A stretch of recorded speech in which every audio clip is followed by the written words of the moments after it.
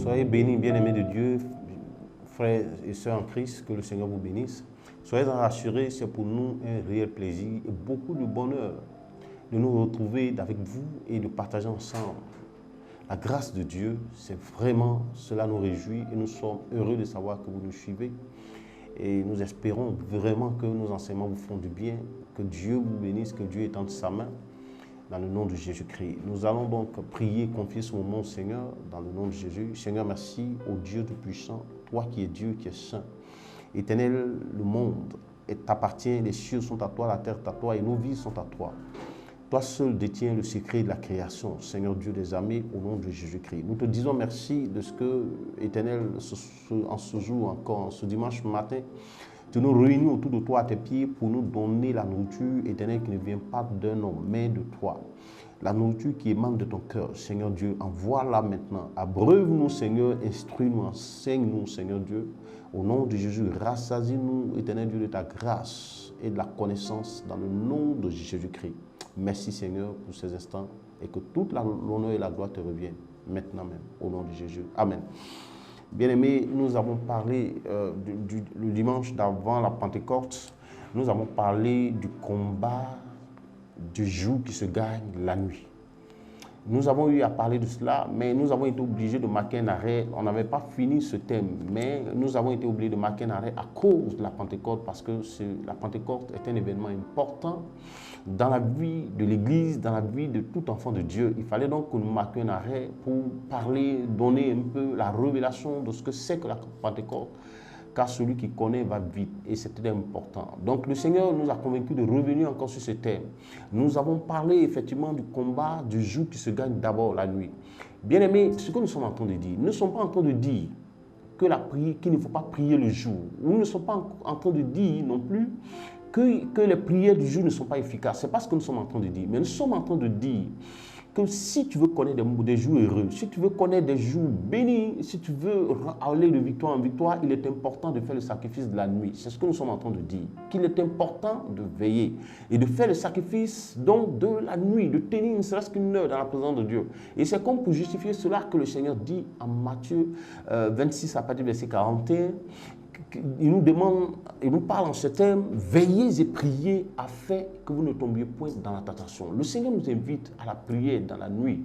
Il nous invite à veiller, bien-aimés, à tenir à des sentinelles, à veiller, bien-aimés, à prier.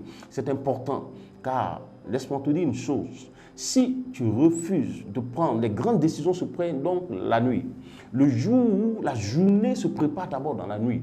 Et bien aimé, si tu refuses de prier dans la nuit, si tu refuses de prendre des décisions importantes de ta vie dans la nuit, d'autres vont prendre ces décisions à ta place, bien aimé. Et alors même que Dieu t'appelle à être un acteur de ta vie, tu vas devenir un spectateur de ta propre vie.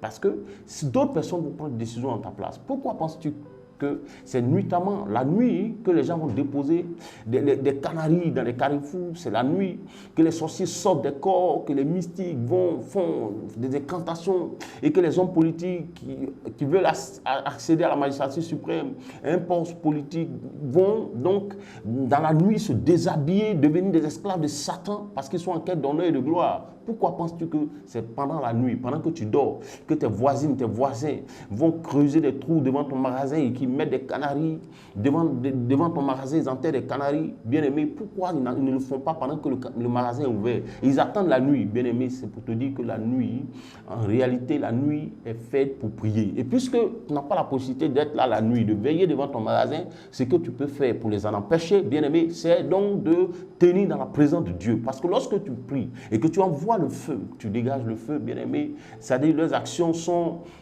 empêchées. Alléluia. Et donc, ils sont freinés dans leurs élans et leurs œuvres sont détruites. C'est pourquoi il faut prier la nuit, bien-aimé. Il est important de prier la nuit. Je te dis, si tu ne prends pas des décisions concernant ta vie, concernant ton commerce, concernant la vie de tes enfants, la nuit, bien-aimé, tu ne pries pas, tu ne prends pas des décisions, d'autres vont le prendre à ta place, bien-aimé, et tu vas regretter. Pourquoi penses-tu que le Seigneur, en Jérémie 29, verset 11, il dit, je connais les projets que j'ai formés sur vous, lesquels sont des projets de paix et non de malheur, Vous comprenez? Et non de malheur, c'est ce qu'il dit. Et donc il dit, je connais les projets que j'ai formés sur vous, lesquels sont des projets de paix et non de malheur. Et bien que le Seigneur ait dit cela, des frères en Christ, des enfants de Dieu, nés de Dieu, continuent de vivre sous le seuil de la pauvreté. Ils ne parviennent pas à se marier, ils ne parviennent pas à travailler. C'est-à-dire ils connaissent que l'humiliation devient le partage. Ce n'est pas normal. Dieu n'est pas un homme pour mentir, un fidèle homme pour se repentir. Mais ce qu'il dit là, ça sort de la bouche du Créateur. Et cette parole a un effet, doit pouvoir se matérialiser dans ta vie. Ça veut dire que nous avons une part à faire. Pourquoi? Parce que c'est en cela qu'il dit, depuis Jean-Baptiste jusqu'à aujourd'hui, le royaume des cieux est forcé. Et donc si tu veux jouir des choses du royaume, il faut que tu sois violent. Il dit c'est les violents qui s'en emparent. Il faut que tu sois violent sur le péché.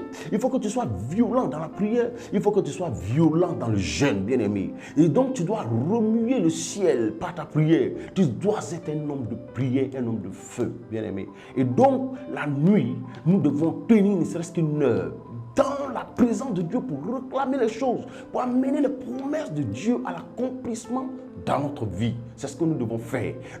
Dieu a parlé. Maintenant, il nous revient à nous, qui sommes remplis de l'esprit, d'amener les choses que Dieu a annoncées sur nos vies à l'accomplissement et à la matérialisation. C'est la nuit que les grandes décisions se prennent, bien aimés. C'est la nuit qu'on concède, par exemple, on consulte sa femme. Alléluia. On se concède avec son épouse, même si elle n'occupe pas la même fonction que nous. Mais on la vise de certaines décisions que nous voulons prendre. Vous comprenez? Et donc, on se concède la nuit. Alléluia. C'est la nuit qu'on prie. Parce que les jugements de Dieu ont lieu la nuit, bien aimé. Dieu exerce ses jugements dans la nuit. Et nous allons voir donc un exemple épatant, bien aimé, de notre Seigneur lui-même. En Luc 12, à partir du verset 6. Alléluia. Nous allons voir donc en Luc 12 et un exemple. Alléluia. En Luc 6, à partir du verset 12, bien aimé. En ce qui concerne le choix des apôtres, la Bible dit quoi? En ce temps-là, Jésus se rendit sur la montagne pour prier. Et il y passa toute la nuit à prier Dieu. Je reprends. Et il y passa toute la nuit à prier Dieu. Quand le jour parut, il appela ses disciples. Il en choisit 12, auxquels il donna le nom d'apôtres. Simon, la Bible dit, il appela ses disciples et il en choisit 12. Ça veut dire qu'en réalité, ils étaient plus de 12. Il y avait du monde autour de lui. Et donc Jésus avait besoin, parmi ces 12, au milieu de ce monde-là, il avait besoin de 12 personnes sur qui devait reposer l'Église. Bien qu'il en soit la pierre angulaire, la pierre principale. Mais il fallait 12 personnes qui devaient porter le fardeau de l'Église, sur qui l'Église devait reposer. Parce que la Bible nous dit, nous avons été édifiés sur le fondement des apôtres et des prophètes, Christ étant la pierre angulaire. Vous comprenez? Au verset 14. Et la Bible dit, quand le jour parut, au verset 13, il appela ses disciples, il en choisit 12, auxquels il donna le nom d'apôtres. Bien-aimés, est-ce que vous comprenez? Le Seigneur a passé toute la nuit à prier. Lui qui était Dieu, c'est-à-dire la nuit, qu'est-ce qu'il a fait? Il s'est privé de sommeil.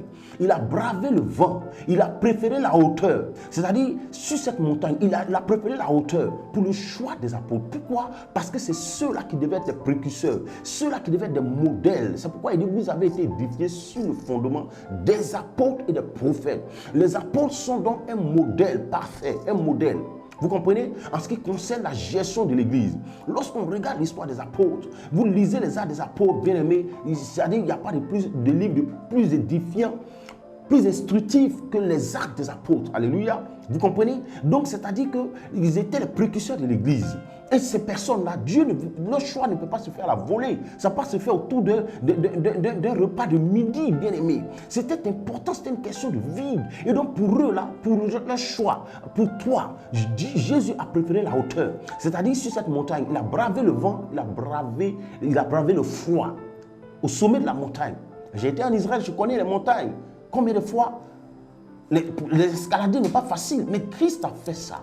C'est-à-dire toute la nuit, il a préféré la hauteur. Il s'est tenu sur la montagne, au sommet de la montagne. Il a prié Dieu. La Bible dit qu'il a prié Dieu. Il a prié toute la nuit pour le choix des apôtres. Toute la nuit. Et ce qui est marquant dans cette affaire, quand vous prenez le livre de Matthieu, la Bible dit, ce qui m'a marqué dans le choix des apôtres, moi personnellement, c'est le fait que la Bible parle des deux fils de Zébédée, Jacques et Jean, son frère. C'est-à-dire, les deux fils étaient dans la barque en train de réparer un filet avec le père. Ils avaient pour profession la pêche. Ils étaient des pêcheurs. Et qu'est-ce qu'ils ont fait? Lorsque Jésus s'est approché d'eux, il leur a demandé simplement de le suivre. Ils ont abandonné le père dans la barque. Ils l'ont abandonné, bien aimé, ils ont abandonné le père dans la barque et ils ont suivi Christ. Aussi simplement, aussi facilement. Et chaque fois que je lis ce passage, je me dis, mais c'est pas croyable. Vous comprenez comment des gens qui étaient avec leur père, et leur père non plus n'a pas ouvert la bouche, il ne les a pas maudits, il ne s'est pas plaint, mais c'est parce qu'il y a un travail qui a été fait dans la nuit, toute la nuit. Jésus a préparé le cœur de leur père, il a préparé le cœur, alléluia, il a disposé toutes choses. Et donc le matin, qu'est-ce qu'il a fait? Lorsqu'il s'est levé le matin, il n'a fait que appeler ceux que Dieu lui a montré, ceux que Dieu lui a révélés. Et ils l'ont suivi sans hésitation, bien aimé. Les grandes décisions se prennent la nuit.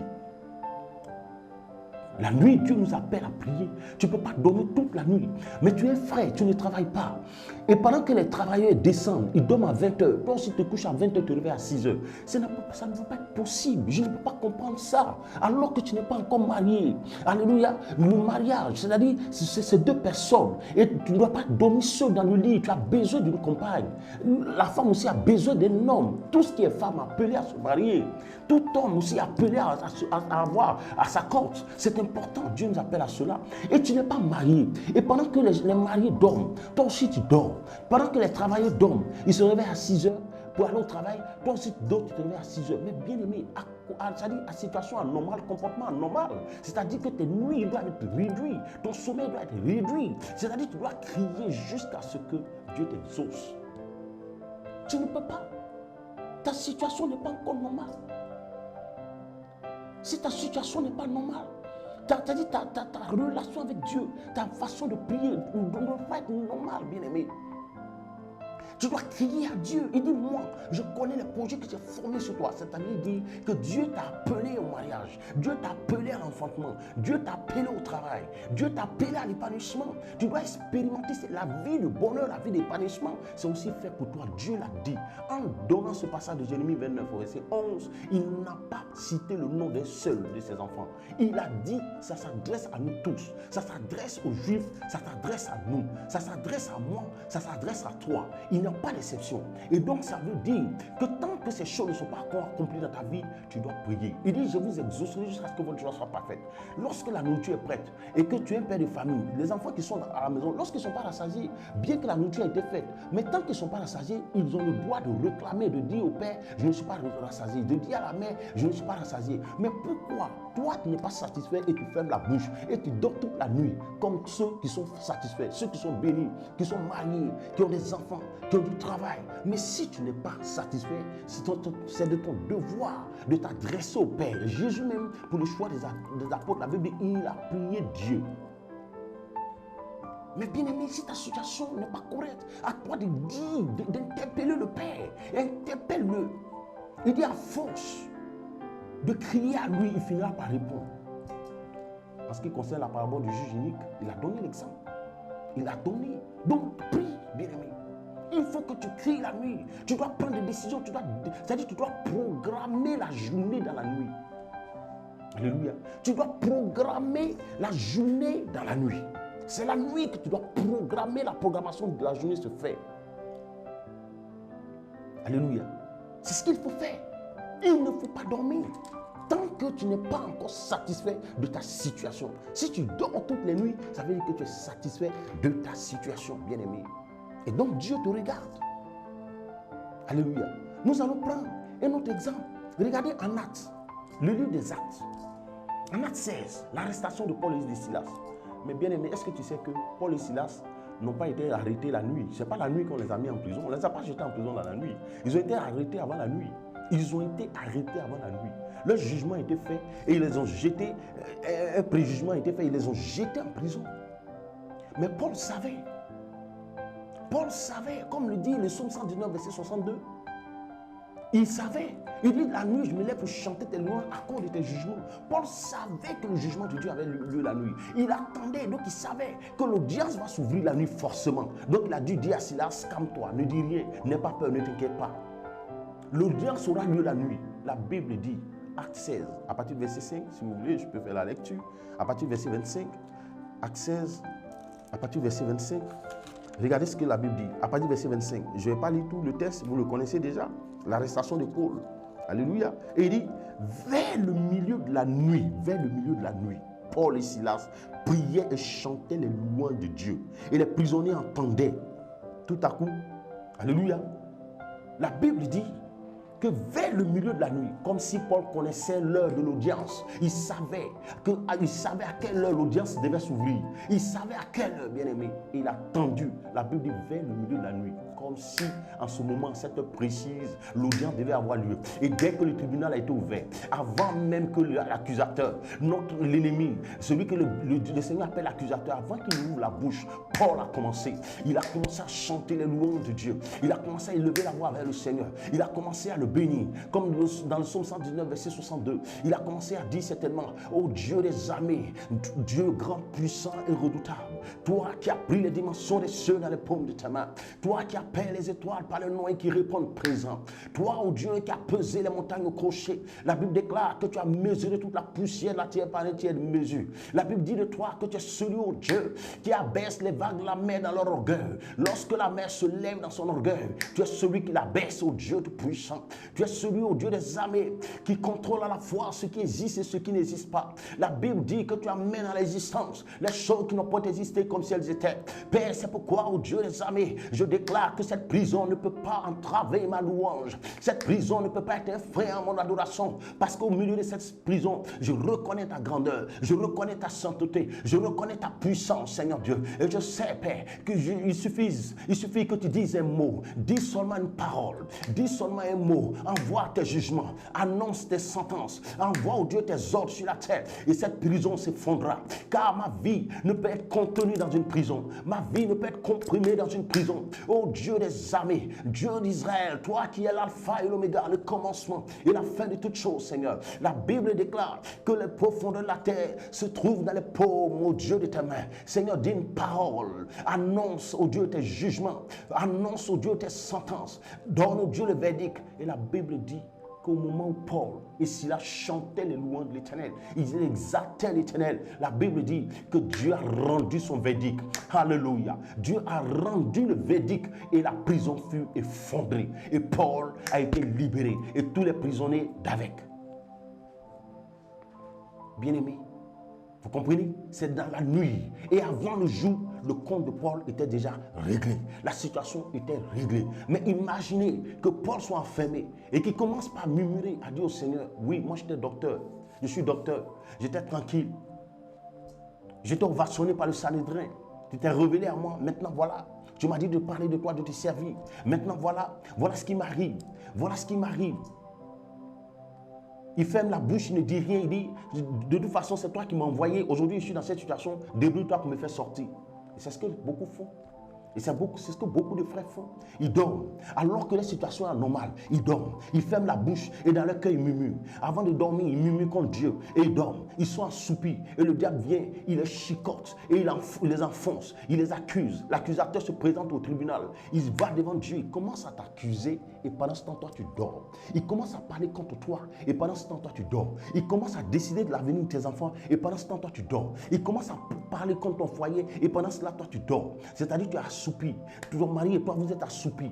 Un couple qui ne prie jamais. C'est-à-dire que monsieur et madame ne sont pas capables de rendre grâce à Dieu ensemble, de se tenir dans la nuit, ne serait-ce qu'une heure, prier ensemble. Alléluia. Et lever la voix vers Dieu. Mais bien aimé, ce n'est pas possible, ce n'est pas normal. Et quand vous revenez le matin, c'est des bagarres, c'est des histoires, une affaire de pâte, comment on appelle ça, de pâte ou de brosse à dents. C'est-à-dire des choses inutiles, mais juste parce que vous n'avez pas prié la nuit, vous n'avez pas passé ne serait-ce qu'une heure devant le Père. Alléluia. Chacun dort avec la rancune. Or, si vous priez la nuit, avant de dormir, vous rendez grâce, monsieur et madame, vous ne pouvez pas être rancunier. Personne ne peut garder dans le compte son prochain. Parce qu'avant d'entrer dans la présence de Dieu, forcément, vous allez passer par un moment de repentance. C'est pourquoi, bien-aimé, ne gaspille plus les nuits. Alléluia. Ne dors pas la nuit comme quelqu'un, c'est-à-dire, tu ne peux pas passer toute la nuit en train de dormir, de ronfler jusqu'à 6 heures. Et quand tu te réveilles, tu as passé toutes ces heures à dormir et malgré ça, au réveil, tu es plein de courbatures. Qu'est-ce que tu y gagnes?